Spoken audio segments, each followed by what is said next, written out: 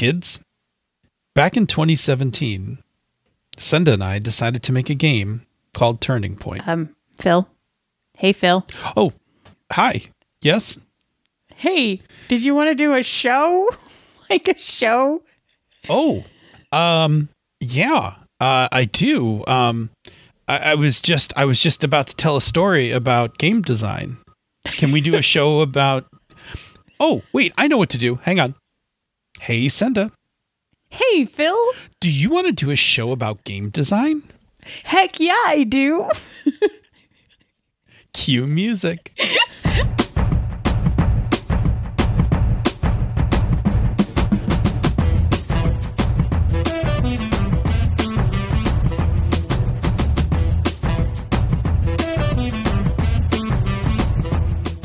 And welcome to another fine episode of Panda's Talking Games. I am your host, once a former test pilot for SNASA, Phil. And I am your other host, once a bartender at Puzzles, Senda. High five.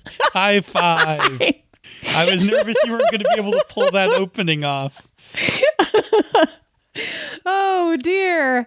Anyway, tonight we're going to talk about a topic from Jade Prophet on Twitter, who said, I'd love to hear you talk more about game design. Yay! Yay! Yes, I agree. Yay! Hopefully that gives you fuel for a few episodes. The beginning, the development, the playtesting, the feedback, the alpha, the beta, the ashcan. Oh, there'll be plenty of room for new definitions. Boy, I bet there will be. I look forward to it all. And again, thank you for everything you two do. Oh, I just read that last part to be self-indulgent. Thanks, Yeah, that's Jade. okay. Thanks, Jade Prophet. We like the thing that you do, which is listening to the show. Right, and then sending us topics. Yeah, and so for sending us a topic, we are going to dive in and talk about game design. And we're right now, it's planning to be one episode. We'll see. See what Comes up. Yeah, we'll see what happens. Maybe it's two, maybe it's more. Maybe other topics will spawn off of this. But for now, we're going to start with one episode on game design. And I should say that we are going to approach this from our own personal experience. So that comes with an incredible amount of bias because it's basically just the amassed knowledge of the two of us. Right. I mean, I've talked to other game designers, right? But yeah, we have spent some time in discussion and working with other game designers. So like, I think we have other people's impressions, but yeah, definitely this has been your and my specific experiences. Yeah, absolutely. Right. So games. heavily biased by us, just from who we are. And I will say that I know that my own personal bias for game design comes out of the fact that I used to work in software design. So some software stuff that I do bleeds into how I like to do game design. That's very, having worked with you now on a couple of games, I can absolutely just verify that for anyone listening. Yeah. Let's say one other really funny thing. Sure. This may come up more later, but there's another really interesting bias style thing that I think we should mention, which is that on the initial pass, this goes later, but I'm going to say it anyway because it came to my mind. On the initial pass, I tend to way under design and you tend to way over design and you cut back and then I have to build more in. Yes. Yeah. Yeah. So that's like another thing that we should just say, like stylistically, the way that this stuff ends up happening. So take everything that we say with a grain of salt from the perspective that Senda usually doesn't have enough stuff to make rules happen. Yes, and I am the opposite. I usually have way too much stuff and then have to start looking at I don't really need this. Down. I don't need that. Yes. I really want this. Yeah. Yes. Yep. And those are two very different stylistic approaches. So we'll talk about, we may talk about those as we get into further into the discussion, or that may spawn off a future topic. So we'll see. We'll see how that goes. So I like Jade Prophet's outline. So let me see if I've got it correctly. The beginning. Uh-huh. The development. Yes. The playtesting. Yes. the feedback, Yes. and then my favorite, the alpha, the beta, and the ash can, right? Which sounds like some sort of pantheon or something, right? Like, I don't know if it's a pantheon or like a work of great literature, right? Like Tinker, Soldier, Sailor, Spy, kind of. Correct. The alpha, the beta, and the ash can. Okay, so what I'm going to do first, before we jump into each section, is I'm going to give a quick overview of our take of game design. And again, I'm going to try to emphasize our as we do this, but eventually I'm not going to. But I'm hereforth declaring again that this is all based on our experience. Your mileage may vary. Your approach may vary. And if you are somebody like wonderful like Jason Pitt, your own experiences may be completely different from ours. Yes. Okay. But again, you asked, so we'll talk about our experiences. So the first thing I would do is kind of lay out the general cycle of this. A lot of this Jade Prophet had covered, but I want to kind of give you the shape of it, right? So the beginning is, of course, the beginning. The beginning. Right. Can we just have like the dung, dung, dung, dung, dung, dung, dung, dung. Exactly. Sorry. He's still going. Okay.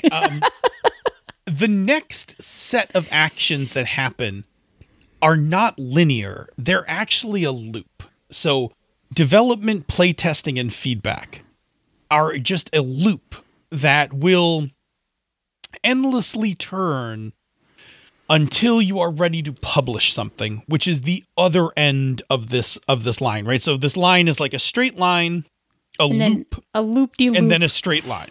Yes. Because publishing is a very linear process. When we talk about publishing, the actions and activities to take a game into and come out with a publication, a PDF, a book, an ebook, or whatever, those are very known, relatively concrete, and as a project manager, the kind of thing that I can lay down on a Gantt chart, right? Development is publication is a very project manageable event. Unlike the loop, the development, feedback, and playtesting loop, right? Development, playtesting, feedback loop.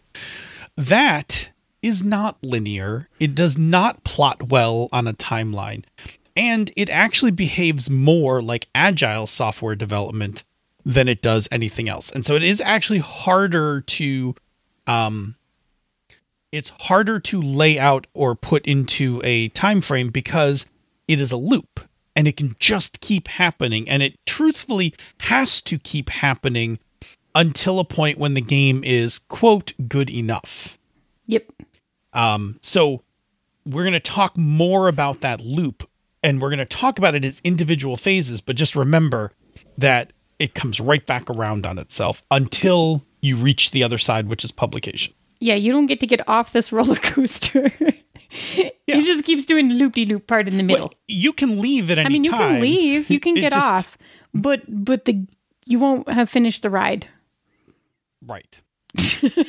All right, so that's our general outline of the process. So let's jump in and talk about the beginning. This would have been a good place for the drums. Okay, right? dum dum dum dum dum dum dum dum. All right, so in my opinion, the beginning is easy because, and don't take this the wrong way, but anyone can have an idea for a game. I don't think you should take it the wrong way. I think you should all take it as like massive encouragement. Like anybody can have an idea for a game. Be inspired. Absolutely. Like be inspired. I want to be like from Ratatouille. I want to be like anybody can have an idea. Like anyone can cook, right? Yes. Anyone. Absolutely. Right. So like anyone can have an idea for a game. And, you know, as game designers, like we have ideas for games that kind of kick around, and I'm going to say for me, there is no process for this. Like I do not sit down with a blank piece of paper and say, it's time to make a new game. Let me think about a new game that I want to start, right? Like most of my experience for this is goes one of two routes. One, I make a stupid joke about about a game, and then as I am explaining the stupid joke, I stop and I go, oh shit, there might be something there. There might be something worth exploring, right? Hence how the Ditch Lily game started. I was going to mention Mark's half-eaten hamburger. So. Oh, that's right. Mark's half-eaten hamburger LARP is, yes. Epitome of this. That is epitome of a bad idea taken too far, right? Yeah, so half of my ideas come from saying something dumb or very hyperbolic and then like listening to myself and going, that might be good. Maybe. Right. The other half of my ideas come from being in the middle of a podcast. You're not wrong, yeah. And making a hypothetical as I'm trying to make some sort of point about what I would do if I was designing something, and then I've gone too far and I'm like, wait, that actually sounds really cool. I think I would play that, which is ultimately where Hydro Hackers comes from. Yes. When I wanted to make a cyberpunk toolkit. Yeah, a cyberpunk toolkit for Fate. Yes. And we'll talk about, we can kind of parallel that, right? Because that's a great way of explaining like one of my other points, which is what you start with may not be what you end with when you get through this process. Yeah. And that's okay as long as you are happy with what you end with. Exactly. Okay. Yeah. I mean, it's really interesting. So I have like 3 games that are like knocking around in my head and have been for a while. And one of them was inspired by a song. And one of them was inspired by a series of tweets. That was a really interesting story. Oh, right. I remember that one. And one of them is this thing that I like, it's just swimming around in my head with Forbidden Island and has been every time I pick up the game for like a couple months now, right? So like sometimes I think a lot of it for me personally is just inspiration from outside sources or suddenly having something in your hands and being like, either what an interesting experience I could create from this to create a story like this, like with the song lyrics or with the tweet thread. Like I want to experience, creating this style of story with someone. Or sometimes it's just about having something in my hands and being like, these images are really evocative and what story would these tell if I was telling stories about them instead of playing them as a board game, for example? Yeah, absolutely. Just for example. No. And I think that one of the takeaways from this is that one, there's no one way to come up with an idea for a game. No. I will say, and I also was working really hard for a while on Cheese Drift, which was completely in the bad joke idea realm, right? Yes. And died. Yeah, I'll talk about that. I'll let you talk about that in just a second. Yeah. I'll just finish up this point. So one, there's no one way to enter the beginning, right? There's no one way to have an idea for a game. Two, everybody can just have their own process for this, right? Yeah. And different designers will have different processes for this. Like I said, mine differs from yours, which, would differ from, Jason's, whomever. Okay. Go back to your thing, because you were just talking about Cheese Drift. Go ahead and make that last point about the beginning. Yeah, it's actually, so Cheese Drift, I bring it up because it was a really funny idea, and I kind of liked the feel of it as like a raucous attempt to drive through a super populated city with like narrow streets while being attacked by like, I don't know, monkeys. I think is where that ended up going. But and trying to keep the cheese from sliding off of your pizza. And I still kind of like the idea of that. I think it's fun and really zany and like just kind of out there and would be very light and fluffy in a quick like one-on-one player game, right? But I got into designing it and like there wasn't any direction that I went with it that was accomplishing that feeling for it. And so it was one of those ideas. And this is the thing about the beginning, right? Sometimes you sit down and you start writing a thing and you're like, I don't think this actually works. Yeah. I mean, sometimes your ideas just die right here at the beginning. Right. Like you do a little bit of work on it and then you're just like, I don't think this is going to work. I mean, really the thing that happened with Cheese Drift is I'm pretty sure it's a board game. I think it would make a fantastic board game. I don't want to design a board game. Yeah. I have no interest in designing it as a board game. Yeah. And I've got like 5 or 6, half thought out ideas that are in notebooks where I've gotten to a certain point and then I'm like, nah, never mind. Okay. So the beginning is like, it's your idea and it might be like your initial notes about the game, but you haven't really done any heavy lifting yet, right? Like you just like, you're in that phase of, oh, wouldn't this be cool if, right? Like starts with, wouldn't it be cool if, ... And it ends with, oh, I think I've got something here. Yes. Okay. So, and that period, there's no time period to this either, right? It's creativity. Like you could come up with an idea, fall in love with it and kill it within an hour, or it could persist for like years kicking around, in a notebook or in the back of your head, not quite sure what you're going to do with it. But you keep flirting with it and then like putting it away and taking it back out, whatever. Okay. The beginning. Any other comments on the beginning before we move to development? Think that's great. I just keep getting images in my head from the Planet of the Apes. Sure. Okay. Yeah. What? Planet of the Apes or 2001? Oh, you're right. It's 2001 Space Odyssey. Okay. Sorry, the development. Okay. The development of which there is no kettle drum sound that goes. No, but I can make it again if you want me to. No, thank you. No. The development is the most unsexy part of game design, really right? Is. It is the work. It is a lot of work, and it is the grind of game design.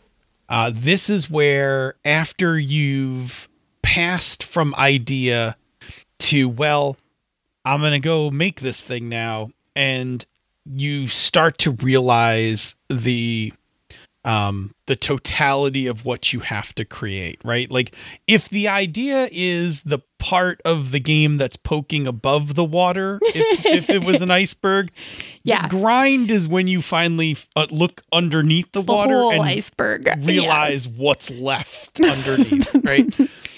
So in development, you are, and again, this is the beginning of our loop, right? So this is in development, you are now working to make something that's play testable. And there are different approaches to this, and I'll touch on it after I let you talk for a bit. But in this part, you are just like, you are writing ideas down, like, I think like this will work with this, or I want this ability. I want like this kind of dice mechanic. You're doing research. You're on like any dice looking at probability curves for some, dice mechanic that you want to use. You're, maybe you're like when I was making, Hydro Hackers, I like took out every PBTA game I owned and looked at all the basic moves of every PBTA game and like put them in a spreadsheet, like based on what they did. Like, here are games that have moves for getting information. Here are games that have moves for fighting, like whatever it is your process needs is like the work you're going to do during development. It's sometimes fun, sometimes not fun. Yeah. I mean, so the funny thing is, when I have an idea, once I get past the idea phase, initially in the development, I tend to be very excited and like jumping in all the way. Sure. Yeah. And then I tend to run out of steam. So the reason that I have, 2 incomplete story games based on like, telling a style of story is because I got, 3/4 of the prompts written. And then I ran out of steam, which is the development part. Like, you have to do the thing. You have to make the thing for people to do the thing. So this is the part where there is definitely some nose to the grindstone. Like, you have to have follow through that I personally sometimes lack, which is why my games tend to be short or written with Phil, who has follow through.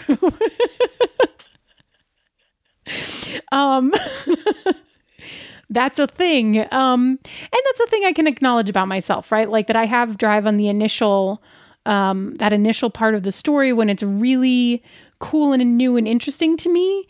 And that, when we're going to talk about going around the cycle, there are certain parts of the cycle that give me energy back again, right? As we go around. But sometimes I don't have enough initial drive to get me over the first hump of the loop to get to the playtesting part. And that is an interesting part to me. So for me, a lot of my games die here. They don't even necessarily die. They just linger. Yeah, and this is the part where, this is the hard part, right? And I don't want to be discouraging to people because, in the beginning we were like, everybody should have ideas about games and everything else. But the development is how bad do you want this game? Yeah, it is. Because how committed are you to this idea?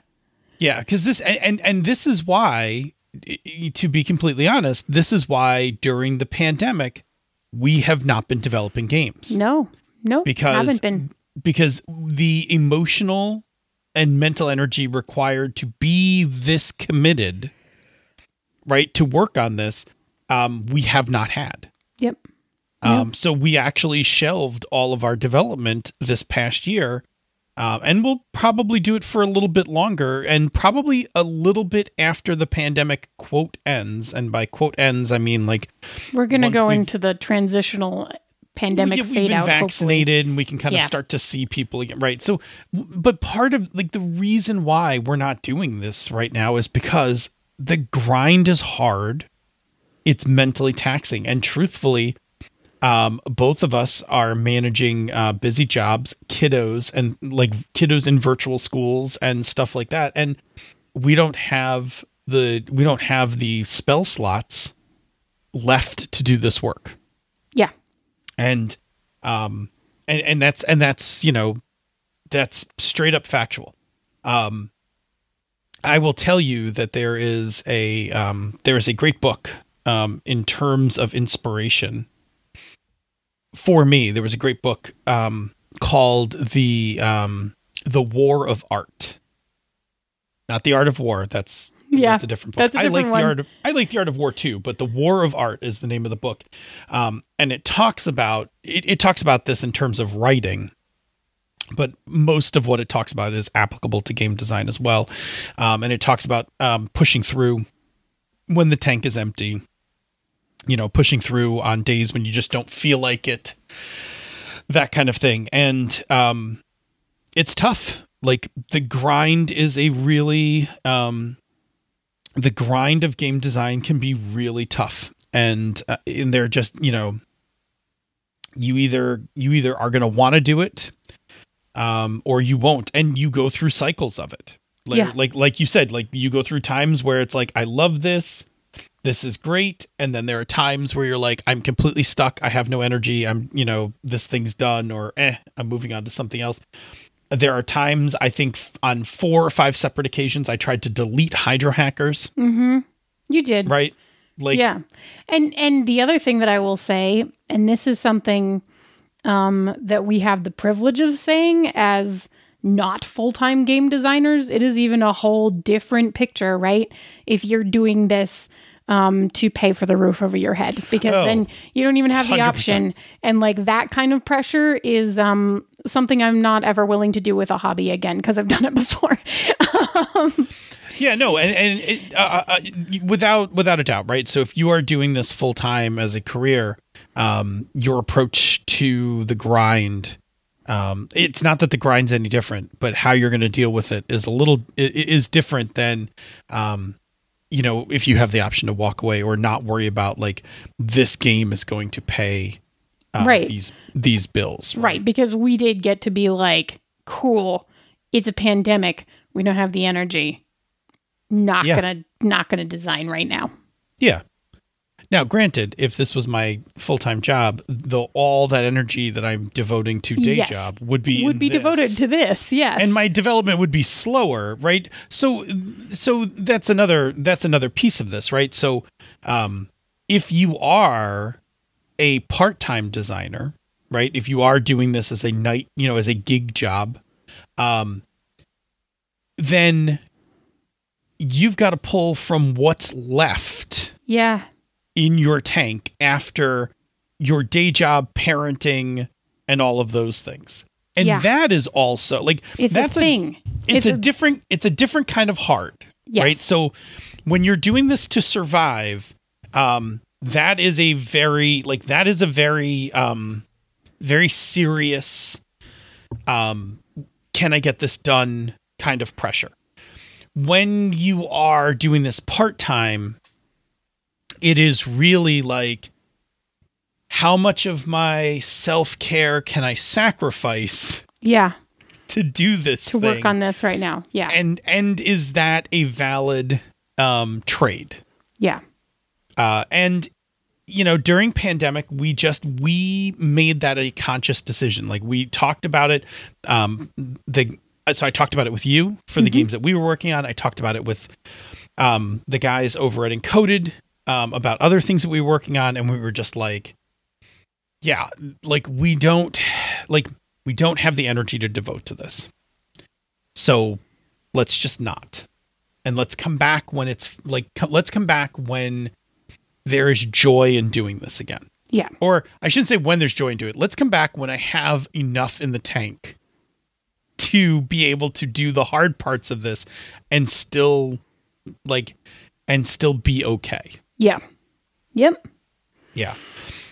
And that's tough. That's tough, right? And now, what part of the grind of this is going to come from the other parts of this cycle of this loop, right? Yeah. But the development is the work that you do until we start development with, I need to work on these things, and we end development with, I need to see if these things work. Yes. Okay. Do you want to add anything to the development phase before I think that's it. I think that's it from me. Okay, cool. All right. So now we need to find out if things work. We need to play test. Yes. So we actually, we did do an entire episode about this, actually as a crossover with Bonus Experience, with Monica and Ray, because they're fantastic. So if you would like to hear a ton, maybe too much about playtesting, maybe not enough, who knows, if you have specific playtesting questions, let us know. We will, based on our experience and what we have actually done, we will address them to the best of our ability. But it is episode 141, and it is called Playtesting and Onions. Because of course it is. Yes. So if you want to hear all about playtesting from 4 game designers, then that is a fantastic episode to check out. So we're not going to dig like super all the way in. We're going to let that 45 minutes speak for itself. Yeah, because there's so many different ways to playtest. But in essence, you are always asking the question, does this work? Yes. Who you're asking that question to, right, is going to be different depending on how you're playtesting your game, right? Yes. Like, is this an internal playtest? Is this an external playtest? Is this a blind playtest? Like, there's all different ways. And again, go back to episode 141 to check those out. But what playtesting does for us is we take what we've written, we take it to the table, and in whole or part, we play it. And we learn really 3 things. And I'm going to borrow heavily from my project management background for this, right? So we learn what really works, right? Those are the rules, the mechanisms, the feeling of play, whatever, that we want to keep. right? So that skill check mechanic works exactly like I hoped it would. Check. Good. We learned what didn't work, right? Wow, that power totally broke the game. It needs to totally be scrapped and rewritten, or, wow, that move really underwhelms when we like in play. Like when we use it, like it really didn't do anything to make play like any better, or it didn't meet the design goal. And then the third question is, what things surprised you? Which means, what are the things you didn't account for that have come up in play? And that's neither good nor bad, because there are good surprises and there are bad surprises. Uh-huh. But what surprised you in play? Like, oh, I would have never thought to use that rule that way. And now that person does, I realize it exposes a huge flaw in, part of the game. Right. And so playtesting generates, like, playtesting basically takes your rules and sifts it into like those three buckets. And, you're going to be assessing it along the way, right? You're going to be playtesting and kind of watching, right? Yeah. You're going to be like playtesting and being like, okay, good. That worked. I don't like that. That's bad. That's interesting. Like, I didn't expect that to happen. Put that in the surprise bucket. We'll come back to those, right? And that's great, right? Like, that's great. It's going to lead to more development. We're going to, like, again, we're on the loop, right? We're going to, like, so the things that were good, we're going to keep. The things that didn't work, we're going to make some decisions about when we get back around to development. And the things that surprised us, we're going to have to also make some decisions about. We just might make different ones, right? Like we may have to just decide whether we like it, don't like it, whatever. I don't know. What else do you want to say about, like, for me, playtesting is nerve-wracking, and I need to approach playtesting in tiers. So like when you say tiers, to be clear, you mean like stair steps, not crying, right? Sometimes both. I meant steps first, but sometimes other crying. What I mean by this is, early in my game design, I need to play test with people that I am comfortable with and that I'm okay to make mistakes in front of. Yes. Yep. My most common playtester is Andy. Yes. Of games that I'm doing here, right? Like, yeah, absolutely. Yeah. Chris, Bob, you, like, that's my like inner circle of playtesters. Mm-hmm. People that I am comfortable failing in front of. Yeah. Because I have no idea, especially early on, if anything actually works that I've written down. Absolutely. First playtests, early playtests are like literally, I have no idea if any of this is going to work. I messed around with some of it on my own using a dice, like rolling some dice at my desk. I think there's something here. Can you guys, let me know? Right? Yeah. As after a number of cycles and after a couple of good playtests in that close friends tier, then I feel braver and can take it like to other places, like maybe playtest it for other designers, right? Like Metatopia forms this really great place of, I'm going to playtest this in front of people that I don't know. Yes. But people that I know are going to be nice to me about it. Right, because they also know what the grind and the dev feel like. And they know what they're here for. Yeah. Right? Like, they're here to provide good feedback about the game. Yeah. And then the last tier is, I'm going to just take this to any con. Take it to a con and see what happens. Hey, is this the game about plumbing? Yes. Yeah. Which is an actual line from always asking you that. Yes. Somebody came up to my table and asked me that about Hydra hackers. But by the time I'm ready to do that, like, I I am bold at that point. Like I have like it has been play tested enough. Most of the things have been fixed, even if some of the things aren't fixed. My confidence is high enough that I'm like, look, I know this part doesn't work, so don't worry about it. We're still working on this. Right. Let's just do this part. Moving along to this other stuff. Yeah. So I definitely I go through phases of playtest based on where I am comfort wise. Yeah. Okay. Yeah, I think that does it for playtesting. Yeah. We're at 36 minutes. Yeah. So we are. Do we want to make this into a part 1, part 2? I think so. Okay. Why don't we, do you want to just, you're going to have to snip this piece out now, but do you want to just tie it off here? 36, 53. Although that's actually pretty short for us. Do you think we're going to fill up like another 10 minutes? Yeah, probably. Oh, we've got feedback, and then we've got the alpha, the beta, the ash can. We're not going to finish it. You know what? We could do the alpha, the beta, the ash can, and then publishing. We could add feedback to this. Okay, or we could just stop here. It's actually fine if it's a little bit shorter. Yeah, you okay with that? Mm-hmm. Okay. All right. So, do you want to jump in and say some stuff about playtesting, and then hang on, and then I'll exit us out. Okay. I don't know if I have anything more to say about playtesting. Maybe I'm just going to say that to you. Well, let me add a line or two. Okay. So playtesting is, so I think it's important to note, playtesting is an emotional thing. I don't think, I can't say for other designers. I know for me that it is, and again, it's time to take off the psyche caps here.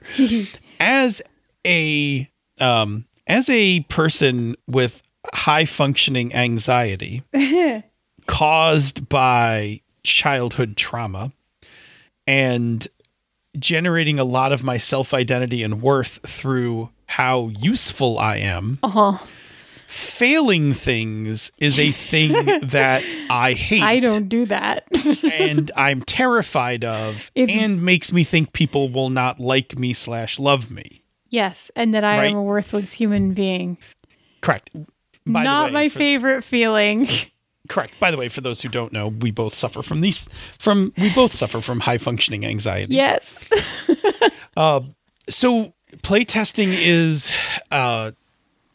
is very emotionally tricky for me because, one, it absolutely needs to be done, but I need to approach it in a way where I feel emotionally safe. I really like playtesting with you because it is easier when there are two of us. That is a thing that I will say. It really is easier. When we sit down and playtest a game together. Well, be clear about what you mean by together. Okay, yeah. So when we design a game together. Yes. And then we take it to a convention, Metatopia, and playtest it. And that sometimes means that one of us is taking notes while the other one is running the game. Just like visually seeing what's happening and marking down things like, just being the person who's writing all that information down. And sometimes that means a little bit more like we actually co-GM it as we go. It kind of depends on the game. We've done both, right? Yep. But I think where it really makes it easier is in terms of both, having the moments of what did and didn't work and surprise, right? Like we get to have that conversation as a conversation. Mm-hmm. And then on top of that, getting feedback. Yeah. As two people who both worked on the game. Yes, right? It diffuses the... It doesn't feel as personal. No, you are 100% correct. Yeah. Right.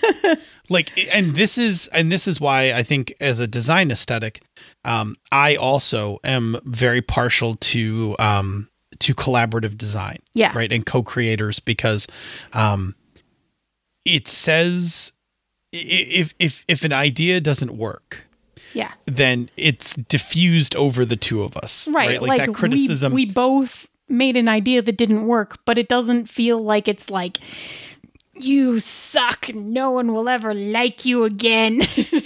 Correct. Yeah. Correct. 100%. Yes. Yeah. That is, because that's definitely a thing. Yeah. And so I also like when we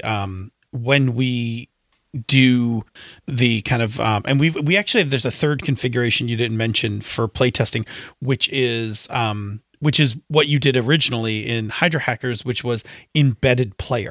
Oh yeah, that is true too. Because I did do that, which probably also helped because there were a bunch of people at the table maybe who had never played the game before and who were seeing it for the first time. And then there was also me who had played it a bunch of times in various iterations. And so I was able to comment on both the play experience of the changes while you were also getting feedback from the other players from the first time approach, right? Yeah, and that was huge. That was really helpful. So that was really helpful because you could tell me from one game to the next. Yeah. You could be like, hey, that change really did work. Like, right. It was a very different experience, with this move compared to the old move. Right. Huge deal. Right. But yes, again, and I will say this, kind of coming back to discussing playtesting, be aware that there is an emotional component to this. Yeah. And that you need to understand what you need from playtesting as much as what you need the game to get from playtesting. Yeah, so that you can be specific. Right. Like some of the early questions I ask when I'm playtesting is, does this sound fun? Yeah. Right. Would this interest you? Right. Because in the early part when I'm playtesting, I'm not super concerned like, hey, did this mechanic totally rock for you? Like, I'm not expecting that. What I want to know is like, hey, based on what's on the table so far, if I kept polishing this, is this something you think you'd want to play more of? Yeah. And really what that is that the earliest playtests are more of a validation of the idea and the initial approach. Yeah. So, do you think this idea is compelling? Do you think this approach that I'm taking with the idea, like, do you think this is also interesting? Right. Because the other stuff for me, and I even when we're paired up together, the part for me that I'm listening to is the part where people are telling me like, 100%, I love this idea. I think this mechanic's pretty good, and I would definitely play this again. And then I am prepared to hear like, but I thought like it took too long to set up the scene, or I don't think the mechanic quite hits what you're looking for, because at that point, I've heard the good stuff. Like the idea is good, like which is the part that fuels me, right? You're asking them questions in the correct order to create the sandwich, right? Yes. Yeah. but here's the thing for me. Even if my mechanics were rocking, if somebody was like, I don't, this premise seems kind of weird to me. Like I don't think I could play this, multiple times. Right. I would be more apt to just throw the game out at that point. Yeah. Than to keep working on it. But if you played it and you were like, listen, I don't think mechanically you're there, but I love this idea. Yeah, but I'm really excited about this concept. Yeah. Yeah. Then I'm like, cool. Let me go back to the drawing board with your feedback, which we're going to talk about next week as it appears. And let me get to work. Like it's way in the early phase in the early loops of development, it's way more important for me that the idea works than the mechanics work. In the late phases of development, I'm not worried about if the idea works. I'm now just worried about, can I get the mechanics to where I want them? For instance, by the time that person showed up at my table for Hydro Hackers and was like, is this a game about plumbing? And I like clapped my hands together and I was like, yes, it absolutely is. And I guarantee you'll never look at plumbing the same in a game again. Yes. Right. And like pulled him right over to the table and was like, and here we go. Right. Yep. Because at that point, I've played enough times that I know the concept is good. Yeah. That now and that I'm fairly confident the mechanics are good. I'm ready to like let's grind this. Like let's do this. Let's play this out, and that kind of thing. Yes. But yeah, for me personally, it is very much in the early phases. Is this idea good? Because if I think the idea is not good or not sustainable, I will throw the game out. Yep. That's why you almost lost Hydro Hackers multiple times. I did, because every now and then I would be like, this is dumb. Who's going to, like in the early days, I was like, this is dumb. Who's going to think about like stealing water as cool or whatever? And then we played it a bunch of times and people were like, this was neat. Really cool. Yeah. Yeah. And I was like, oh, really? Like, okay, well then I better put the work in to get the mechanics up to the idea. Yeah.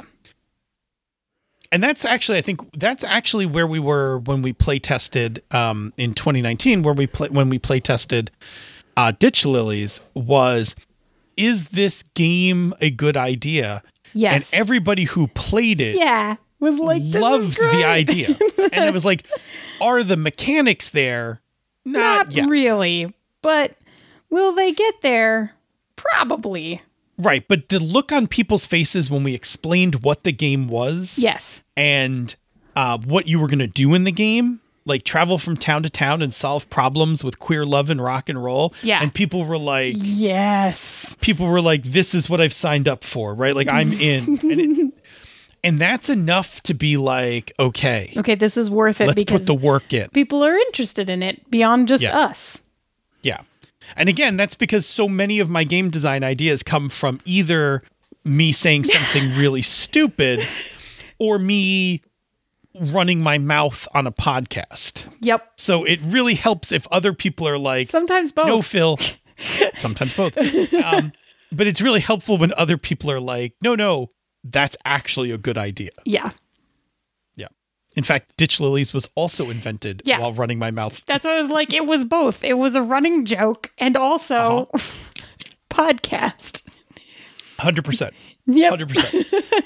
If you've been listening to us for 5 years now, you probably caught on to the conception of this whole entire thing. Yeah. And, it was, I'll say this one last thing, because then I think we're going to be ready to exit out of this this first part. One of the things in development is I often come up with, and this is again a me process, because it helps me, is I need to start coming up with the elevator pitch for the game. Yeah, because it gives you a very clear idea of what you are designing towards. And actually, when I have had trouble designing specific things like Cheese Drift, for example, I don't know what the elevator pitch is for Cheese Drift, right? Like, right, because I know in our discussions of it. Yeah. I was like, what are you doing with this game? Like, right. I'm like, I don't know. I just want you to like keep the cheese on the pizza. Okay. So all right. So great. This, you know what? We're going to go a little longer. Okay. And we're going to talk a little bit. We're going to back up into development a little bit. Okay. But here's an important thing, right? Depending on where your idea came from. Yes. What you're walking into your design with is different. So like, for instance, for Ditch Lilies, our design was like, we would like to play a game where you play the Ditch Lilies. Yes. Right? Because and then we love them. Right, exactly. Because we thought that would be fun. Right. And I think we even said it was going to be Scooby-Doo-like. Yeah. Not supernatural, but Scooby-Doo-like. Yes, and it is. Right. So then we were like, okay. So our design was, all right, we know this kind of thing we want to do. And we need some rules to pair up with it. Like, what could we do this in? Like, is this a PBTA thing? Is this a Fate thing? Oh, let's try one. One, our in-house engine, that kind of thing. In the case of Cheese Drift, your idea was based on something stupid I said. Yes. Which was I was picking up a pizza. Yes. And I was telling you that I always pick up my pizza 5 minutes later than the time they tell me. Yes. Because I want it out of the oven, sitting on the oven warm, so that when I drive home, the cheese doesn't drift off the side like when I take a bad turn. Cheese drift. And you were like, the cheese drift. And I was like, yes. So like you went into the game with the idea of like, how can I make a game around the idea of cheese drifting? Protecting the cheese on the pizza, but putting you in situations where you as a driver of the car have to do wild stunts and are trying to simultaneously keep the cheese on the pizza. Yeah, and I think the hard part to this is, at least from my design perspective, if I know what a game is if I know what the game's supposed to do, I've played enough games that I can try to find a system that will get me most of the way there, and then I can finish designing the rest. In your case, you had like a thing you wanted to do. Yeah. That wasn't even the whole game. Yeah. That was right. Problem. It was this like of it. Right. It was like the middle piece of the game is the thing you saw. And you were like, I now need to not only figure out what everything else happens around to make the cheese drift. Yeah. But then I also need to make up mechanics for that. And also why? Like why? Like why why is this even a thing? Why is this a thing, right? Yeah. Which is why I think it would make a much better board game, because you could just be like, okay, there are 3 of you lining up at the start, and then you could like draw difficulty cards or whatever, and then you can all have little pizzas in front of you with like cheese, and it can be like, oh, you did a thing, nudge your cheese 3 nudges this way, or like whatever, Yes. It could still be a thing, but I don't want to design a board game. Yeah. And that is part of that's part of the beginning, and that's part of development, is starting to answer those questions about like, what is my game about, and how do the rules support that? Right. Yes. Yeah. So, and then playtesting is it is interesting, right? Because it's also that in particular is something I have gotten better at. Right, the longer that I've been doing this, because the 3 that are tossing around in my head, like the oldest one is still a tiny bit mushy, but is like a lot clearer. And then the 2 that kind of came to me this year that I'm sort of not really working on, but, hanging on to in my head are like pretty clear in that they're like, this is a story of 2 people who never met before, who both loved someone who just died, and it's like how they build a relationship, right? Over going through that person's things. Now see there, like, so there you have so much of like, you have an idea that is in need of mechanics. Yeah. Like that is a whole story right there. And now it's just how with mechanics do I guide you into telling that story. Right. Yeah. Yeah. Which is a whole different thing. Right. Then I have this one mechanic that I would like to shove into a story somewhere. Cheese drifts off your pizza. Right. So like that's why Cheese Drift was not terribly successful, but I feel a lot better about some of these other ones that I've been just tossing around in my head. I don't know. No promises on ever finishing either of them. Just no. saying. I mean, like that's not the point. The point is not that I'm going to finish them. The point is that I had the ideas. I started working on them, and I got into the development phase, and we'll see if they live or die. Absolutely. Okay, so cool. So look, we drifted around a little. Like cheese on a pizza. We did. We're approaching an hour. So what I want to do is we're gonna wrap up here. This is a part 1. Yes. So Jade Prophet, you're getting at least a two-parter. Where we're going to talk about feedback, which is tied to playtesting, but we'll talk about because for me, playtesting is both internal, right? That's where I watch over what's happening and like, do I like what I see? Feedback is the part where people tell me what happened during playtesting, and that is a very different. Yeah. Which I guess we kind of chatted about a little bit, but like a little bit, but we'll talk more in depth about feedback, because feedback also has a lot of emotional stuff tied to it. But it also reveals some things that are really important about design. And it's a very necessary piece. Is for other people to tell you about their experiences. All right, cool. So we'll do that, and then we'll talk about, I think we'll expand it a little. We'll talk about alpha, beta, Ashcan published. Yeah. So we'll add a piece to it. We'll talk about published. Like done. Yeah. Okay, cool. In order for us to wrap up this episode, we need to talk about another show on the Misdirected Mark Network. I think you have one in mind. I do. Go ahead and let it roll. Well, tonight I thought I would tell you about Bonus Experience, because we were just touting our episode with them, and they're fantastic. So on Bonus Experience, you can hear Ray and Monica, who are two awesome old friends who both write and play games. So they also talk a bunch about game design. Just saying, they're great. And they drink sparkling water and are fantastic. You should probably listen to them. Absolutely. Yeah. Cool.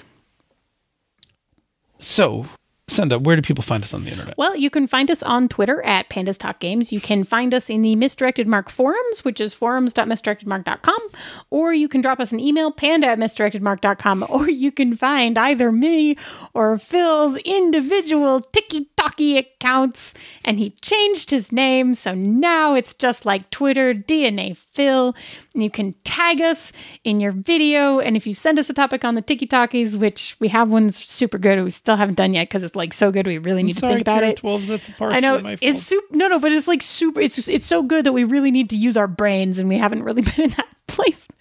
Anyway, but if you send it to us on the Tiki-Talkies, we'll take the audio and go and slurp it in and put it in the episode. So that'll be cool too. Yeah, fun. Mm-hmm. And anyway, once they find us in one of those places, what can they do with that information? Oh, just like Jade Prophet did, please send us a topic. To sum it up, we love doing the show. We love chatting about games. We love chatting about game design, gaming, GMing, and stuff like that. But really, beyond entertaining you, which we hope we do week to week, the other thing that we really hope that we're doing is that we're helpful, right? We hope that we're giving you advice to help make your games better. And so while we could just pick topics and do that, it's even better if you pick the topic that's relevant to you, because then at least we know we're helping one of you out there. But more importantly, honestly, if you're running games and you're struggling with the thing, it's more than likely other people are struggling with it too. So by asking your question or asking us to comment on a particular area, topic, or whatever, we hope that we're creating content that is making your games better, because we want you to have better games. We want you to want to play more games. And we want you to do all the awesome things that games do in terms of making us feel better and connect to other people and stuff like that. So please send more topics. If you like what we do here or elsewhere on the Misdirected Mark Network, please consider supporting our Patreon campaign. You can go to patreon.com/MMP. Patrons get all sorts of goodies. Really, in these pandemic times, the Slack Room for Life has been one of my havens. It has been just so wonderful to be with people. And what's really exciting now, we have a COVID-19 channel, which we started last year as we were all, pretty nervous about what was going on and kind of talking about information that we were learning and stuff that we were finding out. And now that channel has most of its current posts are about people getting vaccinated, which is just really lovely. It is. It's great hearing who's getting appointments and who got their first shots, second shots, and things like that. I love our little Slack community. They're wonderful, wonderful people. We do a Friday luncheon. So for those of us working at home, we get together 12:30 Eastern. That's a thing. If you're part of the Slack community and a patron, you can join us on there. You're going to get the Bamboo Lounge from this show. You get the Misdirected Mark after show, and over time you're going to get some other stuff as we kind of perk back up and start designing some stuff again. We like to share those things out with you all because you're awesome, and everything that you do to support us is what allows us to do all of this. So thank you again. And if you're already supporting the Patreon campaign, thank you very much. If you're unable to support the Patreon campaign, we totally understand. There's still a thing you can do. It still supports our If You Listen to Us, You Will Love Us campaign idea. Which we've been doing for a year. And it keeps working. We're not stopping. If you listen to us, you will love us. We know you've already told everybody that you listen to the show. We know that you've already told your game group. Some of them are going to listen to you. Some of them won't. It's okay. There's still a thing you can do to help strangers find us, which is something we also need help with. We need people who don't know us or don't know you all to pick up the show and become people that we all know. Right? Like, that's the thing. Like, once you start listening, then you also can interact, and then we can all know each other. Senda, what's that thing? How do you do it? You can leave us a rating or review on Apple Podcasts or the podcatcher of your choice. If you leave it somewhere that's not Apple Podcasts, let us know, because we really like to read them. But there's like tons of places they could be. But they really do help us with the algorithm and making things come up. So we super duper appreciate them in that way. And they give us a lovely boost of serotonin directly to our brains, which in these COVID times is, boy, it feels good. It's a good thing. So we really, really appreciate them. And thank you so much to everybody who has already left a review. They're really awesome, and we really appreciate them. Yeah, thank you very much. We appreciate greatly.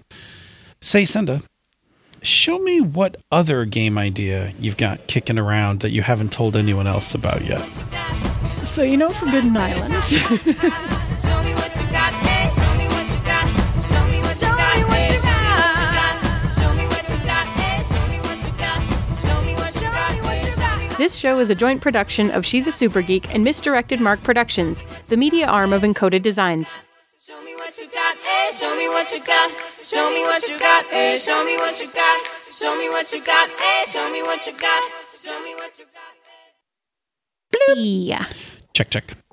Check, check, indeed. Okay. Now we will remain with our seat backs fully upright and our tray tables in their upright and locked position. Very good. This aircraft is equipped with 6 exits, 2 in the back, 2 on the wing, and 2 at the front. Please note that the closest exit may be behind you. Cross-checking clear. Do you remember when we used to travel? A lot. We used to, a lot. I was getting really pretty good at it. Oh yeah. I mean, I was basically timing myself on how fast I could clear security and repack my bag post security for the flight. Mm-hmm. Oh, those were the days. Yeah. Alrighty. We have a show to do. Let's get to work. We sure do. Okay. All right, here we go. Bloop. Do.